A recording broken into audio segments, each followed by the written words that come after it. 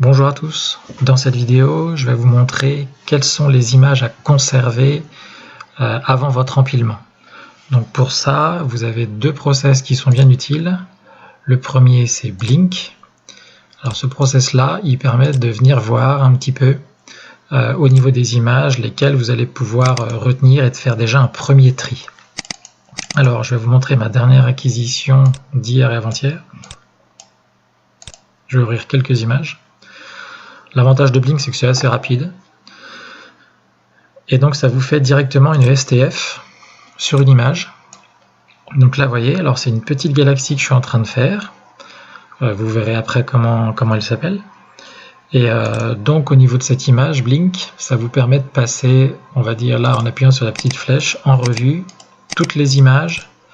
Et en grossissant un petit peu, vous pouvez regarder au niveau des étoiles, par exemple, leur taille, leur rondeur, si c'est pas trop flou, s'il n'y a pas trop de bouger, etc. Vous pouvez également regarder le gradient sur l'image, savoir s'il n'y a pas trop de gradient. Donc là, c'est des images brutes que je vous sors. Alors Blink, vous pouvez le faire sur les images brutes ou vous pouvez le faire après correction cosmétique comme vous voulez. Voilà, peu importe. Donc ça, voilà mes images brutes.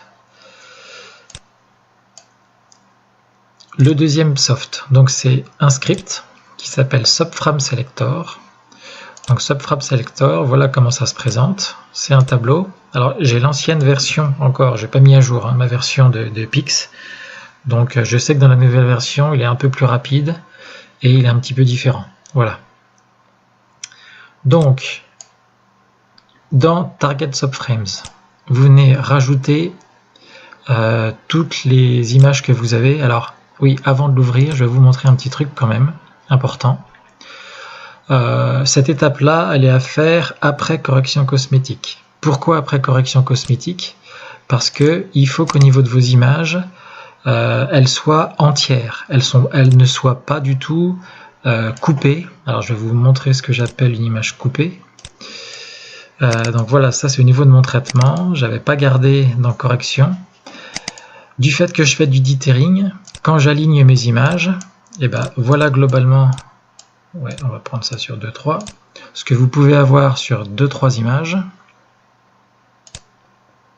Voilà, vous voyez, au niveau du pourtour ici, il me manque un bout de cadre. Ça pourquoi? C'est parce que vu que je fais du dithering, quand je viens aligner mes images les unes avec les autres, vous voyez, elles sont bien alignées, et potentiellement, hop là, voilà. Potentiellement, en fait, il vient couper au niveau du cadre. Alors, je peux vous en trouver d'autres tout en bas, par exemple, où là, il n'y aura pas le même découpage, vu que le dithering est différent. Vous voyez, là, c'est un petit peu plus sur le côté, ici. Il n'y a rien à droite. Donc, en fait, là, ça, le problème, c'est que si vous le faites après l'alignement de vos images, du fait qu'il y ait un morceau qui est coupé, ça va fausser les mesures dans Subframe Selector. Donc, il ne faut surtout pas le faire après l'alignement. C'est pour ça qu'il conseille de le faire après correction cosmétique, du fait que là vos images sont calibrées et corrigées, des pixels chauds, donc c'est impeccable. Sinon, vous pouvez le faire aussi comme moi, une fois que vous avez croppé vos images. Donc là en fait, je suis venu cropper mes images, suite, pour éviter d'avoir les bandes noires sur les côtés. Donc j'ai une image un petit peu plus grosse, mais au moins, il n'y a plus du tout de bandes noires. Et là, les images, donc, elles sont calibrées et correction cosmétique faite. Voilà. Donc, je vais vous le faire sur ces images-là. Le script. Subframe Selector. Là-dedans, je vais rentrer mes images croppées, du coup, pour avoir une bonne valeur.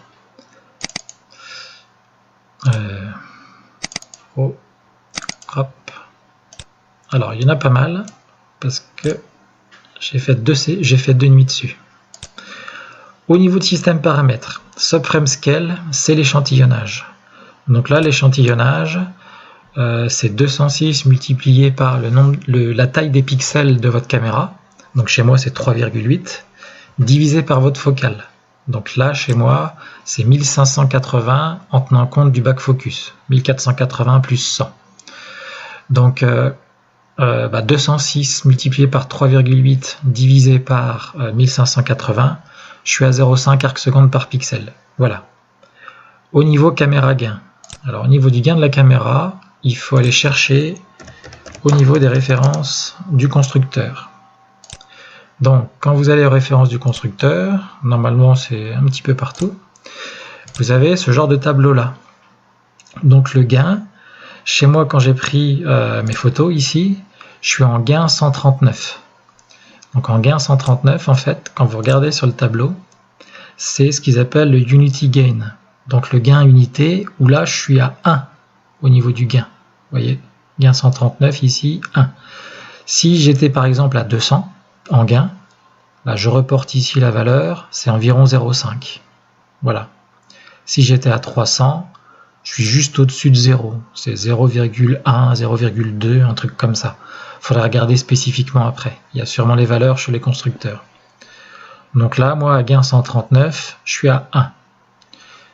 Voilà ce que je peux vous dire ici. Caméra, alors je sais que c'est pas une 16 bits, mais après, vous pouvez le laisser. Bon, je vais vous dire franchement, ces valeurs-là, du fait que là, on va venir comparer des images, c'est pas l'objectif, si vous voulez.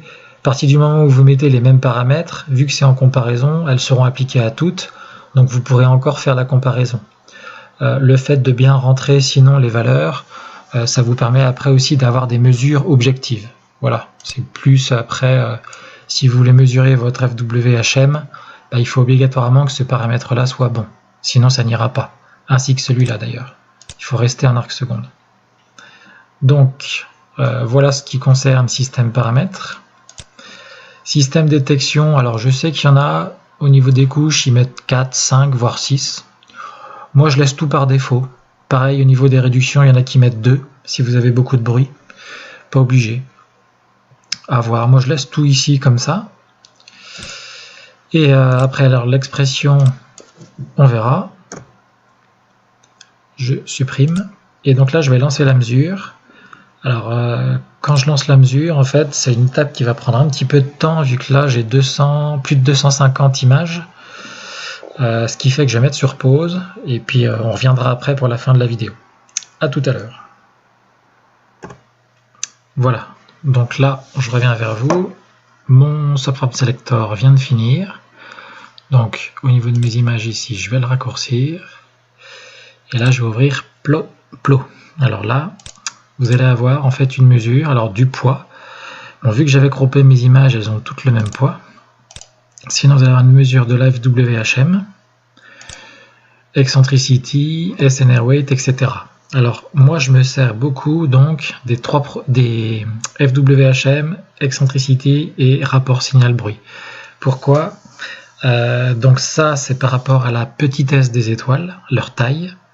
Ça, Eccentricity, c'est par rapport à la rondeur des étoiles. Et ça, c'est le rapport signal-bruit. Donc ce que je vais faire, il faut que la FWHM soit le plus bas possible, que l'excentricité soit la plus basse possible aussi, et que le rapport signal-bruit par contre soit le plus haut possible. Ce qui veut dire qu'au niveau après de mes alignements, pour l'alignement, je choisis pour moi Eccentricity. Il y en a qui choisissent FWHM, peu importe, c'est à vous de voir. Moi, en général, je choisis Eccentricity. Et au niveau de mon rapport signal-bruit, c'est cette image-là qui va me servir de référence après pour l'empilement de mes images. Alors, comment les retrouver? Ici, vous avez donc SNR Weight en mode du plus haut vers le plus petit. Donc là, quand toutes les images sont cochées, si je vais sur SNR Weight, on voit ici au niveau de cette image que ça correspond à celle-là. Donc celle-là, quand vous venez cliquer dessus, ça va vous donner voilà, NGC 3184 du 26/03/2019 à 2h51. Bon, sauf que, qu'est-ce qui se passe quand on regarde? Alors comme vous avez pu voir, j'en ai parlé dans une publication, j'ai eu un souci de mise au point parce que je l'avais fait sur un autre logiciel. Je ne sais pas trop pourquoi en fait. Quand je m'en suis aperçu, donc quand même, vous voyez, hein, au bout d'une quarantaine d'images quasiment, qu'est-ce qui s'est passé? Hop, j'ai refait ma mise au point directement sur le soft parce que je trouvais ça bizarre, j'avais une image plutôt floue quand je grossissais bien. Et du coup, vu que je vérifie en général toutes les demi-heures, 3/4 d'heure mes images, je m'en suis aperçu là. Donc du coup, j'ai refait ma mise au point et vous voyez derrière, j'ai quand même une mise au point qui était vraiment meilleure. Donc à savoir, donc là, si on reste bien à 0,5 arcs secondes par pixel, je suis environ donc à 3,2. Je suis à 3,2 environ de FWHM. Voilà. Au niveau de mon rapport signal-bruit, alors il va être forcément en corrélation. Enfin forcément, non. Pas forcément, mais mon rapport signal-bruit, pour mes premières images ici, j'en tiens pas compte, pour la simple et bonne raison que vu que justement la mise au point était pas bonne, tout était plus gros et plus dilaté, ce qui fait qu'il y a un meilleur signal. Mais ça, c'est complètement faussé en fait. Donc il faut faire attention, je vais vous montrer en fait comment après arriver à retirer ces images qui n'étaient pas bonnes. Et donc là après, on voit que ça augmente bien pendant la nuit, là il faisait nuit bien noire. Et après, qu'est-ce qui s'est passé? Alors on voit qu'à partir donc là de 200, ça rediminue pour être vraiment nul, on va dire, pour mes dernières. Et tout simplement, quand vous regardez la nuit donc du lundi là, il y avait la lune à 70% quand même. Donc la lune à 70% quand vous êtes en luminance, ça les images elles aiment pas du tout. À partir de ce moment-là, mon rapport signal-bruit a commencé à décroître et était plus bon du tout. Voilà. Donc ce que je vais faire, c'est que je vais garder ces images globalement entre là et là. Voilà. Tout le reste ici, je vais le supprimer. Alors, il y a un truc qu'on peut faire qui est justement dans Expression. Dans Expression, si vous appuyez sur Edit, ici, donc, vous pouvez approuver les images que vous voulez garder. Et vous pouvez mettre plusieurs composantes à condition de rajouter ce sigle-là, et, à chaque fois. Donc, ça se passe comment? On va regarder ici. Donc, SNR Weight, je veux garder toutes les images qui sont supérieures, alors on va dire, supérieures là environ. Donc ici, ça correspond à plus de 1, donc 1, 1,01, 1,02, 1,03, 1,04. On va dire supérieur à 1,03. Allez.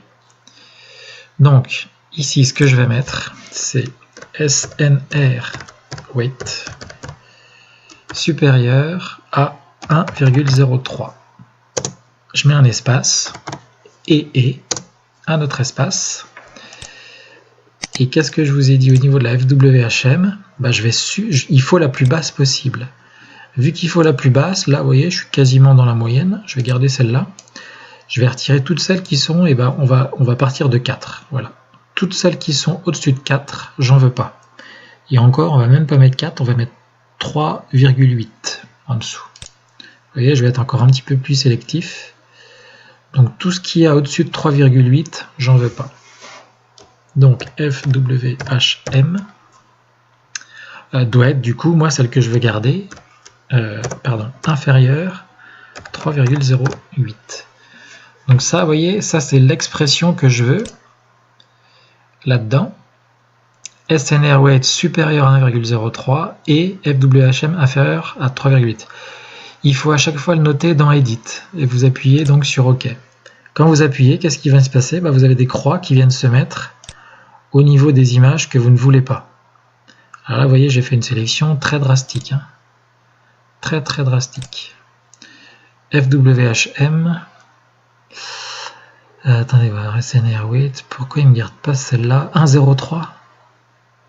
Ah ouais, non, j'y suis allé dur là. C'est pas 1,03 qu'il faut. Je vais garder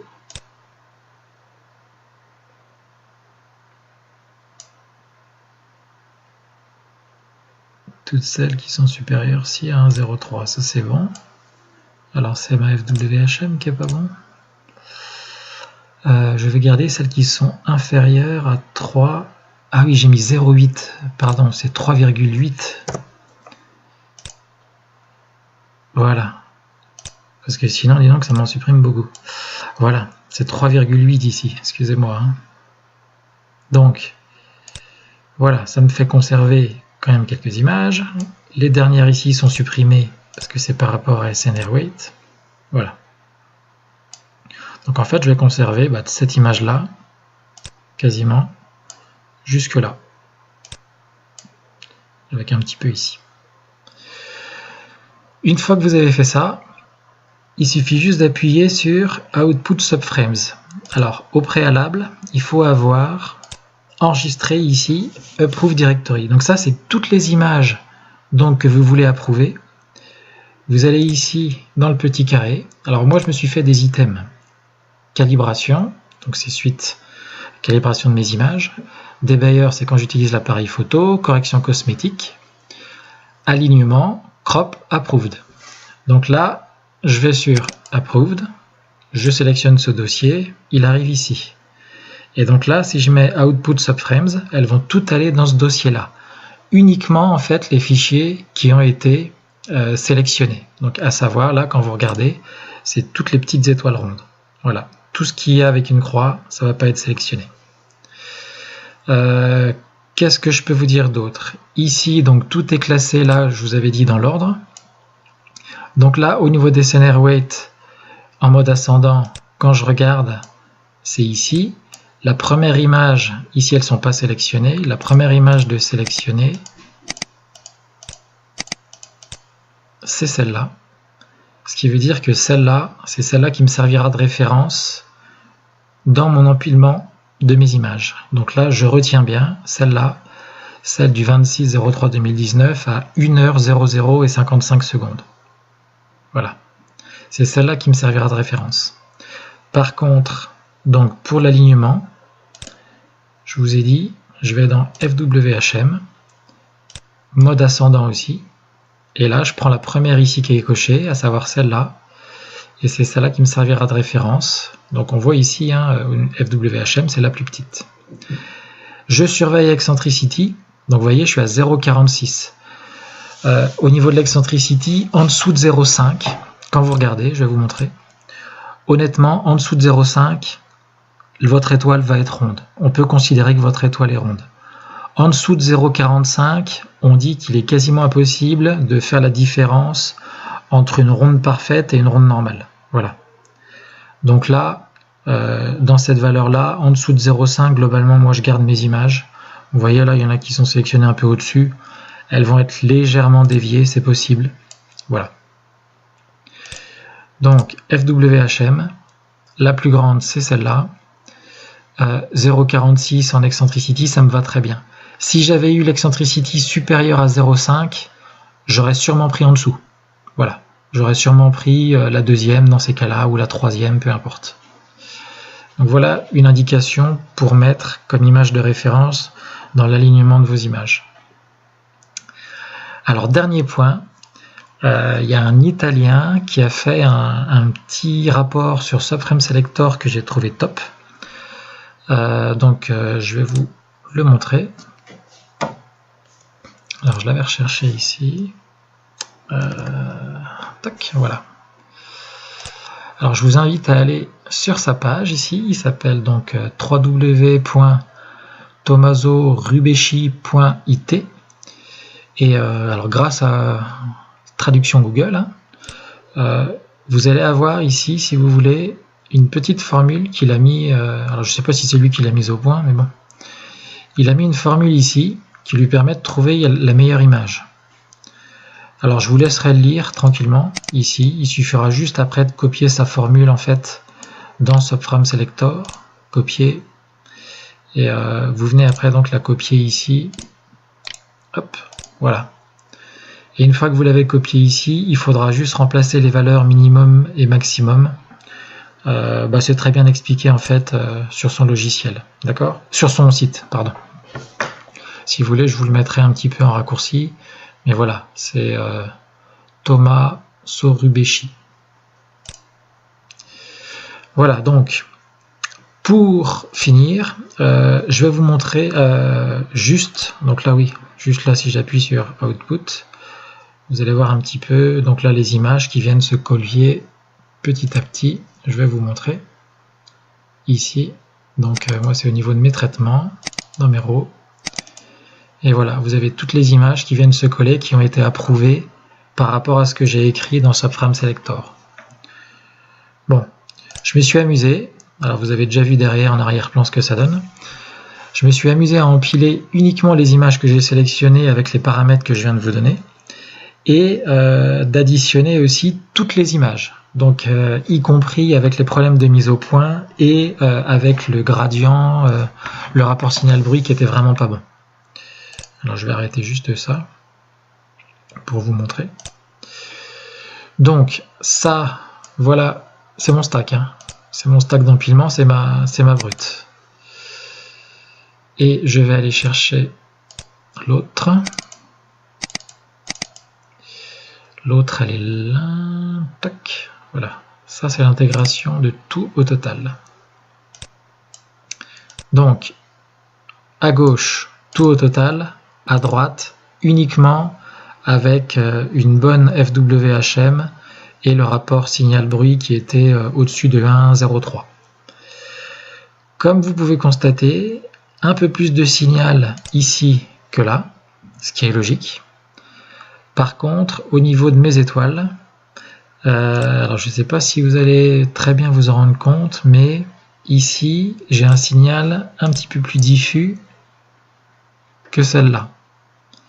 Alors c'est très léger, effectivement. Donc à vous de voir après le compromis que vous voulez. Moi je vous cache pas que par rapport aux détails qu'on peut avoir après sur la nébuleuse, je vais vous montrer sur une image que j'ai un peu traitée. Il n'y avait pas photo quand même. Au niveau du bruit, attention aussi. Alors là par contre c'est net quand même, je pense que ça vous allez le voir. Cette partie-là, vous voyez que c'est quand même beaucoup plus blanc ici en dessous qu'à ce niveau-là. Ici c'est beaucoup plus noir. Au niveau donc du coup du traitement, celle-là sera quand même beaucoup plus facile à traiter que celle-là. On voit bien ici que c'est quand même beaucoup plus blanc qu'à ce niveau-là. Hein. Voilà. Bon là j'ai un petit gradient, il ne faut pas oublier qu'il y a quand même un petit peu de lune qui commence à arriver.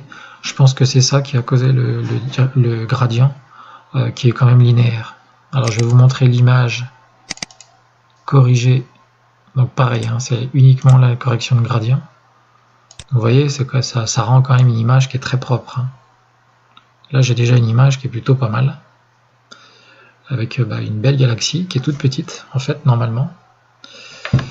Et je vais vous montrer également, donc là, hop, je vous ferme ce stack-là.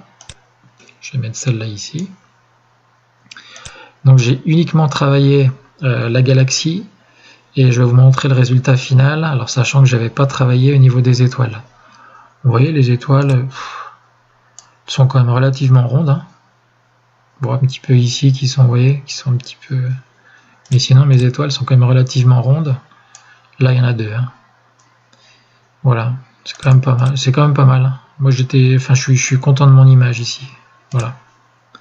Alors ça, malheureusement, ici, c'est à cause de la caméra, du fait qu'il n'y a pas donc au niveau du capteur et de la vitre du capteur, il n'y a pas d'anti-reflet. Donc vous avez en fait un petit peu un effet de micro-lentille tout autour, malheureusement.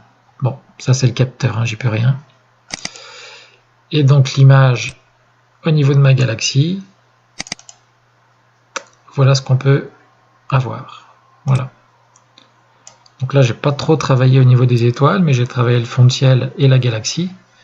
Quand on zoome bien, tac. Voilà, attends, je vais le mettre en grand. Je vais le mettre en grand.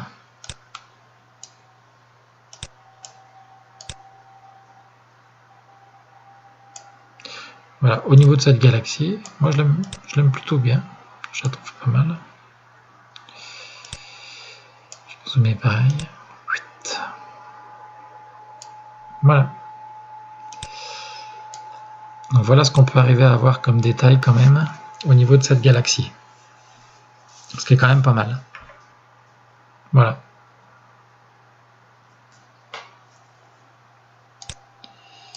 Ouais. Donc c'est quand même assez propre en plus. Hein. Vous voyez, au niveau du fond de ciel derrière, gardez quand même un petit peu de bruit. Voilà. Bien, bah écoutez, j'espère que cette vidéo vous aura plu, que au niveau de la sélection de vos images, vous ferez un petit peu attention concernant vos acquisitions. Il vaut mieux quand même jeter les moches à la poubelle plutôt qu'essayer de venir les empiler, ce qui pourra donner un résultat parfois catastrophique. Bien, et bah, à vos commentaires et bonne journée.